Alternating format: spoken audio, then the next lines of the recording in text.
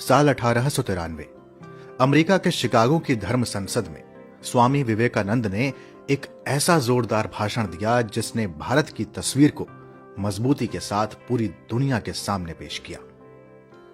नमस्कार, ज्ञान की डिजिटल दुनिया ध्येय रेडियो आप सुन रहे हैं। मेरा नाम है अंजुम शर्मा।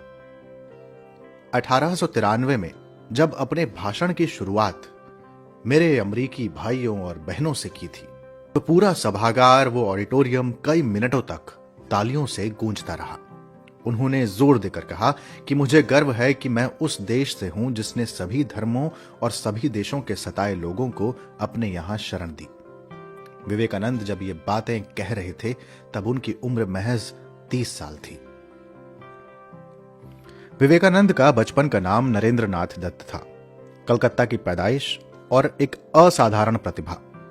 वो अक्सर एक सवाल पूछा करते थे कि अगर ईश्वर है तो उसका होना बाकायदा प्रमाणित किया जाना चाहिए। वो सभी से यही सवाल पूछते।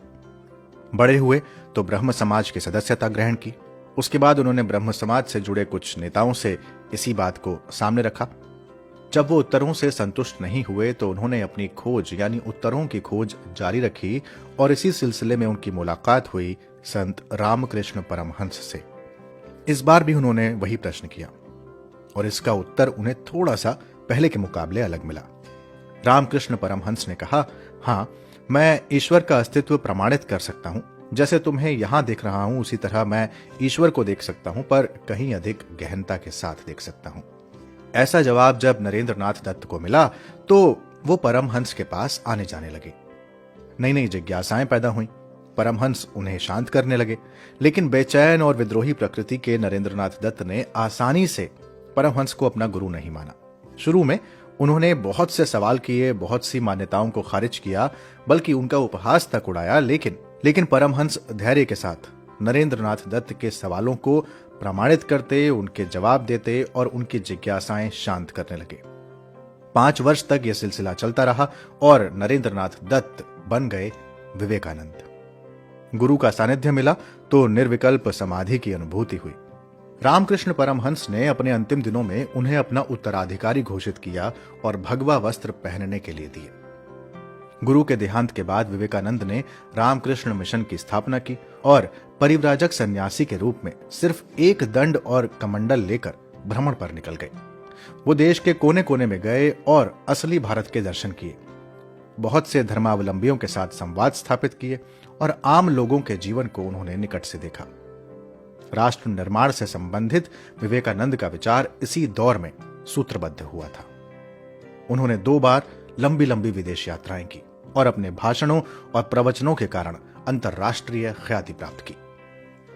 विवेकानंद ने हिंदू धर्म और दर्शन को वैश्विक धर्म के रूप में यूरोप और अमेरिका में प्रचारित प्रसारित करने की भूमिका निभाई।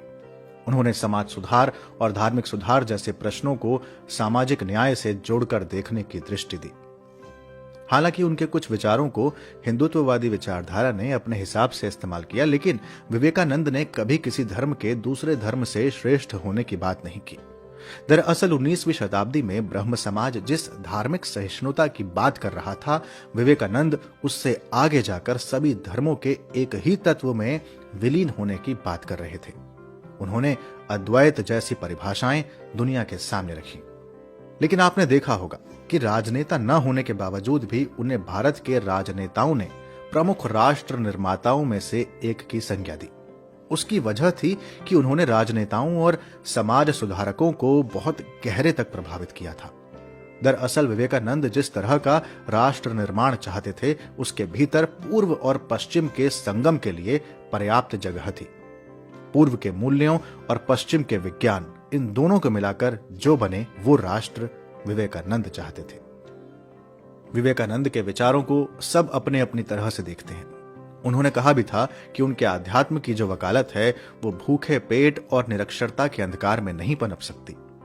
वेदांती होने के बावजूद उन्होंने गैर ब्राह्मणों को वेद का ज्ञान न देने के लिए शंकराचार्य तक की आलोचना की थी।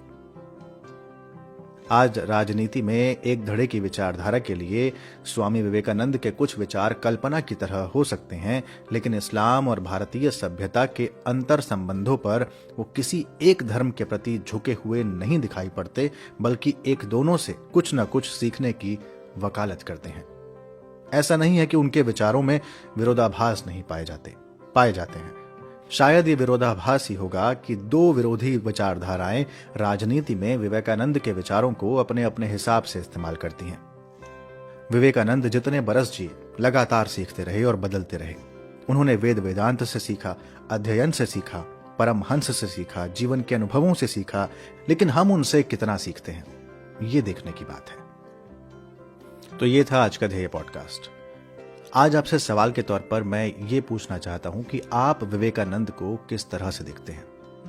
आप उनके बारे में कितना जानते हैं, कितना पढ़ा है? मुझे कुछ बताइए, कुछ तथ्य बताइए अगर आपको पता है विवेकानंद के बारे में, या उस दौर के बारे में बताइए जब उन्होंने जोरदार भाषण दिया था। आप अपने विचार कमेंट बॉक्स में लिख सकते हैं। ये भी बता सकते हैं कि आपको ये पॉडकास्ट कैसा लगा। तो अगले पॉडकास्ट के साथ जल्द हाजिर होंगे। ये पॉडकास्ट वैसे ध्येय IAS की वेबसाइट पर भी उपलब्ध है, आप वहां जाकर भी इसे सुन सकते हैं। जल्द हाजिर होंगे। ख्याल रखिए। शुक्रिया।